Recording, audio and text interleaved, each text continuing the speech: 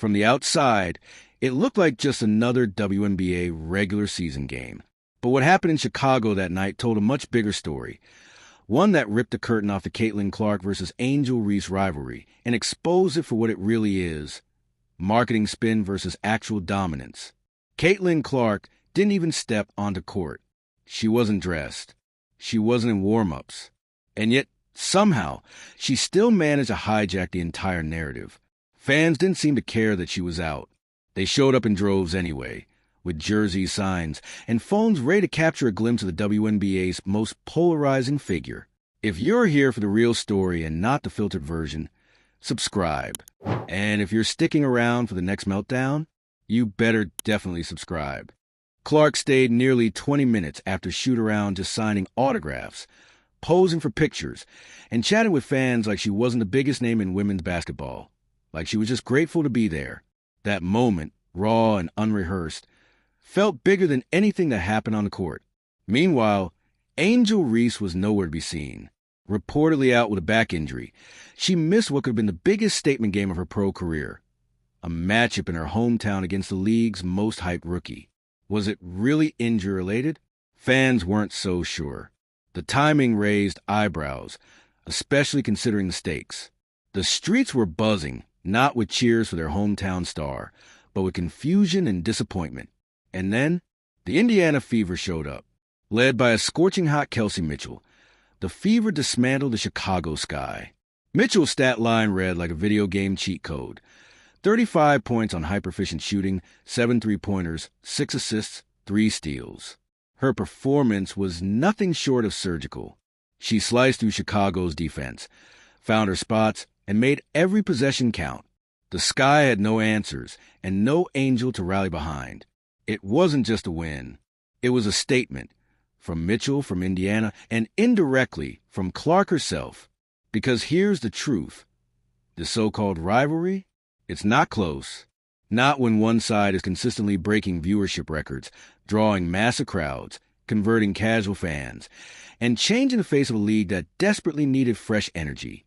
Caitlin Clark isn't just a player. She's an ecosystem. And while the media has tried to spin Reese as her equal, her foil, her rival, the numbers tell a different story. Viewership spikes when Clark plays. Merch flies off shelves when Clark's name is on it. Sponsors pour money into opportunities centered around her. And for good reason. That's what Ice Cube was trying to explain. His $5 million offer to Clark wasn't about her being better in a moral sense. It was about business. Return on investment. Market pull. Reese didn't get that same offer because, frankly, the sponsors weren't convinced. And if Chicago was supposed to be her proving ground, she didn't show up for the test. The entire situation cast doubt not just on a rivalry, but on the idea that hype can outweigh performance. Clark didn't have to play a single minute to win the night. And Mitchell, criminally underappreciated outside of Indiana, backed her up a performance that silenced every critic who claimed the Fever were a one-player team. Together, they exposed a growing truth in women's basketball. The stars who last aren't just good at going viral. They're consistent. They're humble. They show up. And fans notice. Real fans, not paid PR plants. The ones who spend their hard-earned money to see these women play. The ones who bring their daughters to arenas hoping to show them a role model. The ones who don't care about social media beefs, but care a lot about the product on the floor. Caitlin Clark has flaws, sure. She's a rookie, still learning the rhythm of pro-level defense and adjusting to the physicality. But there's no denying she's evolving with every game. Her court vision? Elite. Her passing instincts? Next level. And even off the court, her awareness is sharper than most. She understands the brand she's building, not just with fans, but with the league itself. That kind of cultural and commercial awareness is rare. Angel Reese still has time to catch up. She's undeniably talented, with a rebounding ferocity and swagger that, when channeled correctly, can be magnetic. But missed games, off-court drama, and over-reliance on narrative have clouded her rookie campaign. The league is waiting. The fans are watching. But patience runs thin when performance doesn't follow promotion. As for Kelsey Mitchell, she deserves her flowers. She's not just riding Clark's coattails. She's driving the bus on nights like this. That 35-point outburst wasn't an accident. It was a seasoned pro reminding everyone that experience, consistency, and killer instincts still matter in a league chasing the next big thing. The Fever, once seen as a rebuilding team built around one viral draft pick, are starting to look like a real threat. Not because of drama, not because of hype, but because of what matters: real talent, real chemistry, and a growing belief that they're building something sustainable. The Clark-Reese rivalry might be good for headlines, but if Chicago taught us anything, it's that performance always wins. And on this night, the scoreboard and the streets of Chicago belong to Caitlin Clark and the Indiana Fever. So, to all the fans buy into the noise, watch the games, look at the numbers, and ask yourself, who's really putting the work? Who's really leading a movement? Because at the end of the day, hype fades. Box scores don't. Here's the thing. When you take over a city without even lacing up your sneakers, you're not just a player anymore. You're a force. That's what Caitlin Clark did in Chicago. She didn't need to drop 40 points or posterize someone at the rim. She just had to show up, and suddenly the entire mood shifted. That level of impact is rare, borderline mythical in women's sports, and it says more than any highlight reel ever could. For Angel Reese, that stings. Because Chicago isn't just a city. It's her city, her backyard, her roots. And yet, it was Clark's name echoing through the halls of Wintrust Arena, Clark's face on fan signs, Clark's jersey on the backs of little kids beaming with excitement. That kind of symbolic takeover is brutal, even if no one says it out loud. Now, to be fair, Angel Reese didn't ask for this comparison. The media did. The brands did. Social media definitely did. From the moment the two locked eyes in that now famous NCAA championship game, people have wanted them to be Ollie and Frazier, Magic and Bird, Venus and Serena. And in some ways, that's understandable. Two strong, confident women. Two opposing energies. A natural contrast of styles and vibes. That's marketing gold. But here's where the truth gets inconvenient. Rivalries require balance. And so far, the Caitlin Clark versus Angel Reese saga has been anything but balanced. Clark is doing the work. On and off the court, she's putting up solid rookie numbers, growing every game, and handling the media spotlight like a seasoned pro. She's showing humility when her team struggles and leadership when they succeed. She talks to fans like they matter. She knows her audience, and she respects a game. Reese? She's at flashes. Great rebounds, gritty defensive plays, hustle moments. But the consistency isn't there. And now, this no-show in her hometown has left a lot of fans with questions. Was it truly a back injury, or was it about pressure? Was she avoiding the spotlight, or just unlucky with timing? Nobody's expecting perfection, but presence? That matters, especially in your own city. Let's talk optics, because in this era of viral moments and monetized influence, perception is almost as important as performance. And in Chicago, the perception was clear. One star came to represent, the other stayed home. The irony?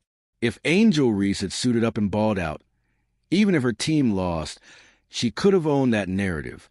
She could have said, "You don't get to come into my house and take over." She could have battled on the boards, flexed the crowd, and reminded everyone why she's built her brand on grit and guts. Instead, she gave up the mic. And Clark, without saying a word, spoke volumes. And let's not forget Kelsey Mitchell. This is where things get spicy. Mitchell was not going to let this game be about ghosts. She knew the cameras were looking for drama that didn't even hit the hardwood. So she did what veterans do. She took control. Her 35-point masterclass didn't just steal the show. It underlined the absurdity of the media circus. Everyone came for Clark versus Reese. What they got was Mitchell versus the entire narrative. That's a lesson right there. In professional sports, the noise will always try to drown out the real story. But the scoreboard never lies. The players who produce, day in, day out, write their own headlines, with or without media cooperation. And speaking of headlines, let's circle back to Ice Cube for a second. The man was roasted online for undermining Reese. But all he did was tell the truth. Sponsors weren't lining up for Angel the way they were for Clark. It wasn't personal, it was math. Numbers. Metrics.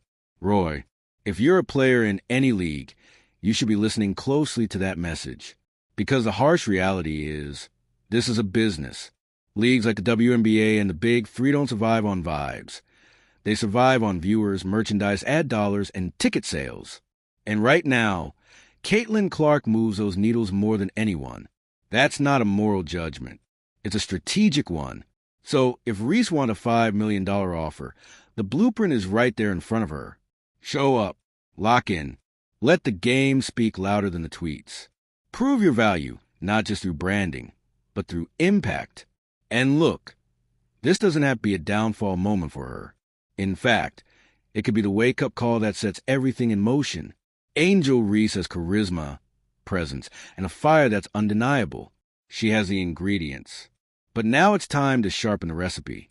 This moment in Chicago should be fuel, not fear. And for Clark, she's playing a different game altogether. The expectations on her are almost unfair. Every time she takes the floor, the pressure is nuclear. One bad shooting night, and it's trending on Twitter. One turnover, and the pundits start questioning if she's built for the pros. But she keeps showing up, keeps grinding, keeps finding ways to contribute, even when her shot isn't falling. That resilience, that's the part that doesn't always go viral, but it's what separates stars from legends. So let's end with this. The rivalry isn't dead, but it's realigned. It's no longer about Reese versus Clark. It's about who's going to take the reins of this league and lead it. Is it going to be someone who shows up for the spotlight, or someone who builds one brick at a time? Is it going to be fueled by noise, or rooted in consistency? The choice is up to them. But one thing's for sure, if the WNBA is going to break through, it can't rely on drama. It has to bet on the ones who show up game after game, city after city, win or lose. In Chicago, the fans showed up. Caitlin Clark showed up. Kelsey Mitchell definitely showed up. Angel Reese, still on the clock. And as the dust settles from the Chicago spectacle, the conversation isn't just about who showed up. It's about what showing up actually means in the evolving landscape of professional women's basketball. Because in this league, and in this moment, star power isn't just about stats. It's about presence. It's about consistency. It's about the unglamorous, behind-the-scenes grit that separates the ones who trend from the ones who last. Caitlin Clark didn't rewrite the rules. She's just the first one to check every single box. She's the most complete package women's basketball has seen in a long time. Not just a shooter, not just a passer, not just a marketing darling. She's a cultural event, a walking headline. And the scary part? She's only a rookie. She's still learning, still adjusting, still building chemistry with teammates who didn't ask to be thrown into a media storm. And yet, she's managing it. She's holding her own in press conferences where every word is dissected. She's staying composed while being double-teamed, elbowed, and fouled hard every other possession. She's facing veteran players with something to prove and critics praying for a stumble. And despite all of that, she keeps doing the most dangerous thing an athlete can do, getting better. On the other side, Angel Reese now finds herself at a crossroads. The league isn't going to wait. Teammates won't wait. Sponsors definitely won't wait. The Reese brand, built on confidence and confrontation, needs to start delivering on the court. And not just in flashes, but in full games, consistently, against the best competition under pressure. No more disappearing acts. No more soft controversies. Just results. The truth is, Reese can turn this around. She has the work ethic. She's resilient. She's already overcome adversity to get where she is. But the spotlight that once served her has now become a microscope. Fans remember when you show up in the big moments, and when you don't. And while some fans and analysts want to pit Clark and Reese against each other forever, maybe that's not the story anymore. Maybe this isn't about rivalry. It's about legacy. Maybe the WNBA's next chapter isn't about two women battling for crown, but about who's willing to lead the kingdom. Let's not forget, the Fever were a punchline last year. Dead last. No identity. No buzz. And now, thanks to Clark's presence and Mitchell's leadership, they're one of the most talked about teams in the league. The shift isn't just about talent. It's about intention. Every player on that roster seems to understand the opportunity in front of them, a chance to rewrite history, to put Indiana basketball back on the map. That kind of energy is contagious. And that's something Angel Reese and the Sky need to reckon with. Because while Chicago may be her city in name, it didn't feel like it in that arena. It didn't sound like it in the chants. And it sure didn't look like it on the scoreboard. Meanwhile, Kelsey Mitchell. Now there's a story that deserves more ink. A player who has been quietly elite for years. A veteran with a chip on her shoulder and a three-point stroke that demands attention. If Clark is the flashy marquee name, Mitchell is the backbone.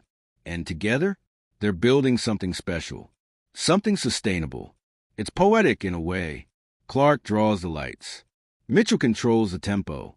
It's a partnership that doesn't need to be loud to be lethal. And that's the model Reese could learn from. Not just trying to be the moment, but becoming part of something bigger. Elevating your teammates. Accepting your role. Doing the hard stuff when no one's watching. Because that's the real difference here. Clark and Mitchell aren't out here begging for cameras. They're not subtweeting each other. They're not vanishing when things get tough. They're playing through pain. They're showing up early. They're staying late. They're building legacies, one quarter at a time. And maybe that's a harsh lesson from this entire situation.